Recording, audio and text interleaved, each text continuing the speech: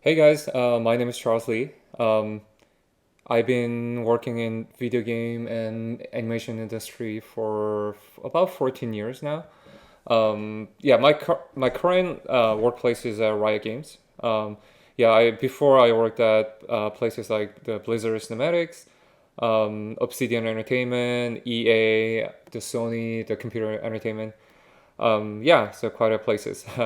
For this class, I just want to share with you guys environment design and pre-visualization for animated film. The reason why I specifically picked the animated film is obviously animation is one of my favorite the genre, and then the medium as well. But also the recently like my work heavily involved with the animated film or like slash film because even though I worked more than like 10 years for the video game industry, uh, past like the 7 years, my work process was very close to more towards the film than the game development. Because in Blizzard Cinematics, I was there for like 3.5 years.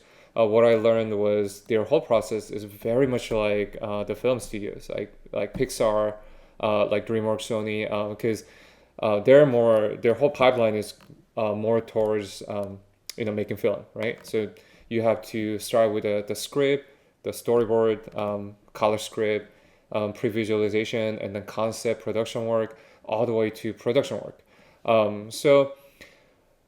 Yeah, that's why I picked the animated film because I think my style has been I can't really define I have like just one style because I went to art center, college of design.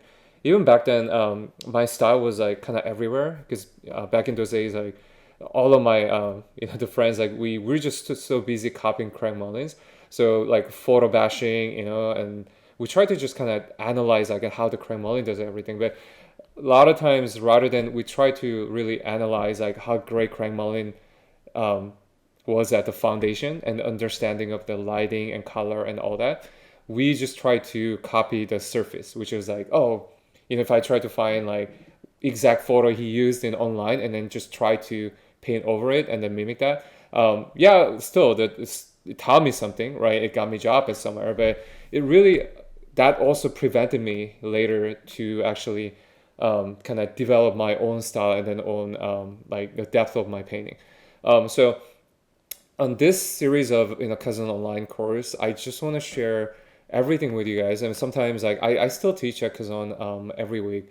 It has been almost like a 7 years. So I've been teaching the portfolio prep at Kazone Art Academy, but because only time is limited, and then sometimes like there's a lot of students, so I can't just spend enough time with individual like the students, right? That's only one downside of actually going into like the actually school, right? And then have like so many students like so hopefully in this video, maybe not just this one video, but in the future as well, I want to just share like all my process, especially what I learned from my recent project, the Arcane.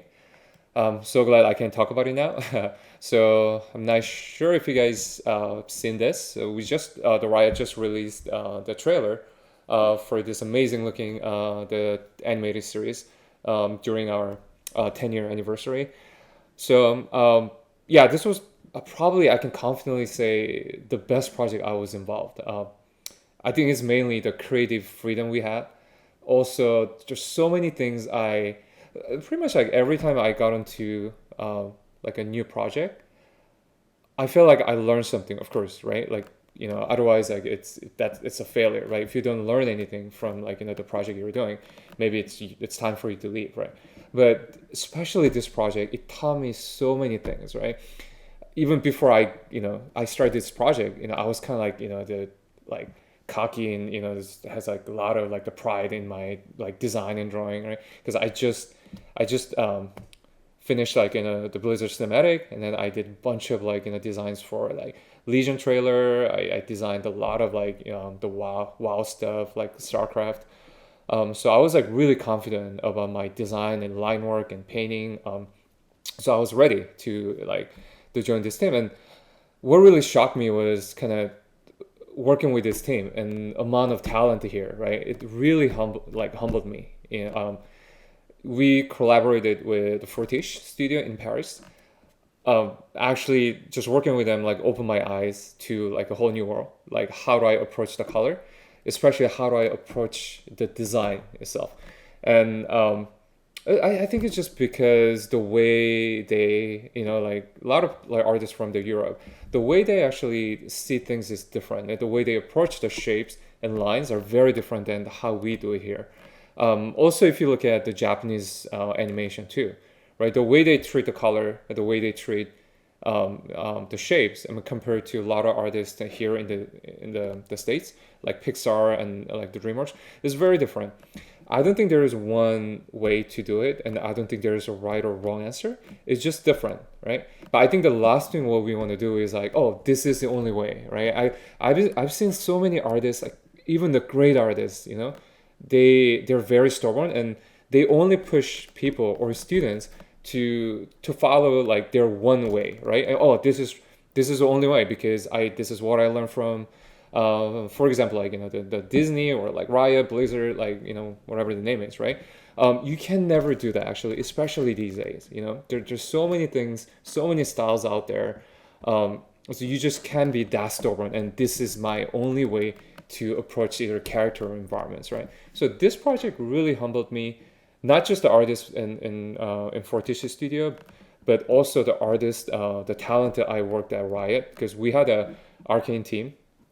And then obviously, right? And then we collaborated with the Paris studio, and then it was just such a unique relationship. But just the amount of talent and the stuff I learned here was just amazing. So when I decide to do like the Kazone online, maybe it's good time for me to share like how I like approach how I would like approach these environments, right? The pre-visualization like art or even like something close to like the production art. So yeah, hopefully I can share the whole process with you guys. Maybe sometimes it can be just I try my best to give you guys like a step by step, but sometimes maybe I just go through like the whole painting like from the beginning to the end and try to kind of analyze that. I honestly telling you guys like I don't know how exactly this Kazone online thing the process will be.